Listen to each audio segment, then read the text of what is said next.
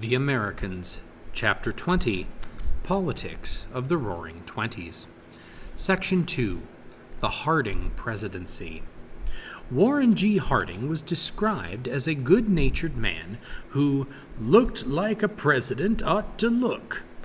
When the silver-haired Ohio senator assumed the presidency in 1921, the public yearned for what Harding described as normalcy, or the simpler days before the Progressive Era and the Great War. His words of peace and calm comforted the healing nation. A personal voice, Warren G. Harding. America's present need is not heroics, but healing, not nostrums, but normalcy, not revolution, but restoration, not agitation, but adjustment, not surgery, but serenity, not the dramatic, but the dispassionate, not submergence in internationality, but sustainment in triumphant nationality. Despite Harding's soothing speeches, his judgment turned out to be poor. The discord among the major world powers and the conduct within his own cabinet would test his politics and his character. Part 1. Harding struggles for peace. After World War I, problems surfaced relating to arms control, war debts, and the reconstruction of war-torn countries. In 1921, President Harding invited several major powers to the Washington Naval Conference. Russia was left out because of its communist government. At the conference, Secretary of State Charles Evans Hughes urged that no more warships be built for 10 years. He suggested that the 5 major naval powers, the United States, Great Britain, Japan, France, and Italy, scrap many of their battleships, cruisers, and aircraft carriers. Conference delegates cheered, wept, and threw their hats into the air. For the first time in history, powerful nations agreed to disarm. Later, in 1928, 15 countries signed the Kellogg-Briand Pact, which renounced war as a national policy. However, the pact was futile, as it provided no means of enforcement. High tariffs and reparations. New conflicts arose when it came time for Britain and France to pay back the $10 billion they had borrowed from America. They could do this in 2 ways, by selling goods to the United States or by collecting reparations from Germany. However, in 1922, America adopted the Fordney-McCumber tariff, which raised taxes on some U.S. imports to 60%, the highest level ever. The tax protected U.S. businesses, especially in the chemical and metals industries, from foreign competition, but made it impossible for Britain and France to sell enough goods in the United States to repay debts.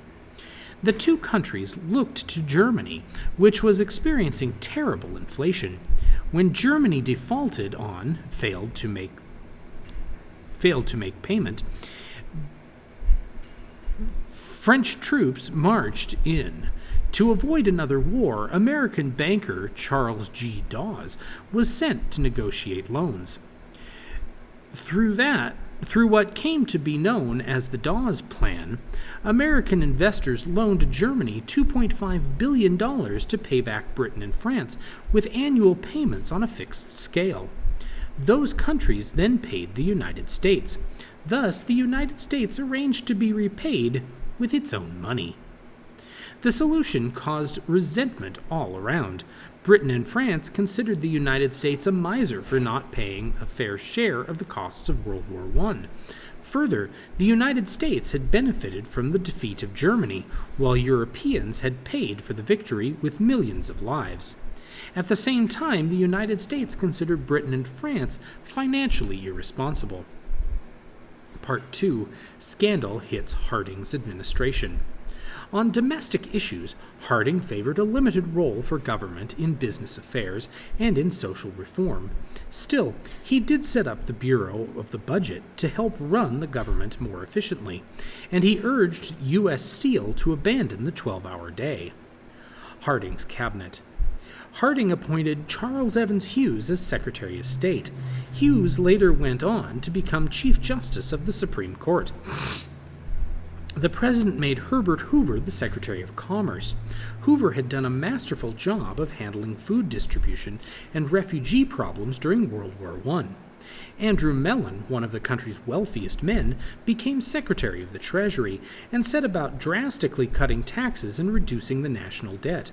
However, the cabinet also included the so-called Ohio Gang, the president's poker-playing cronies, who would soon cause a great deal of embarrassment. Scandal plagues Harding. The president's main problem was that he didn't understand many of the issues. He admitted as much to a secretary, a personal voice, Warren G. Harding. "John, I can't make a thing out of this tax problem. I listen to one side and they seem right, and then I talk to the other side and they seem just as right. I know somewhere there is an economist who knows the truth, but I don't know where to find him and haven't the sense to know him and trust him when I find him. What a job!" Harding's administration began to unravel as his corrupt friends used their offices to become wealthy through graft. Charles R. Forbes, head of the Veterans Bureau, was caught illegally selling government hospital supplies to private companies. Colonel Thomas W. Miller, the head of the Office of Alien Property, was caught taking a bribe. The Teapot Dome Scandal. The most spectacular example of corruption was the Teapot Dome Scandal. The government had set aside oil-rich public lands at Teapot Dome, Wyoming, and Elk Hills, California, for use by the U.S. Navy. Secretary of the Interior Albert B. Fall, a close friend of various oil executives, managed to get the oil reserves transferred from the Navy to the Interior Department. Then, Fall secretly leased the land to two private oil companies, including Henry Sinclair's Mammoth Oil Company at Teapot Dome. Although Fall claimed that these contracts were in the government's interest, he suddenly received more than $400,000 in loans, bonds, and cash. He was later found guilty of bribery and became the first American to be convicted of a felony while holding a cabinet post. In the summer of 1923, Harding declared, "I have no trouble with my enemies. But my friends, they're the ones that keep me walking the floor nights." Shortly thereafter, on August 2, 1923, he died suddenly, probably from a heart attack or stroke. Americans sincerely mourned their good-natured president. The crimes of the Harding administration were coming to light just as Vice President Calvin Coolidge assumed the presidency. Coolidge, a respected man of integrity, helped to restore the people's faith in their government and in the Republican Party. The next year, Coolidge was elected president.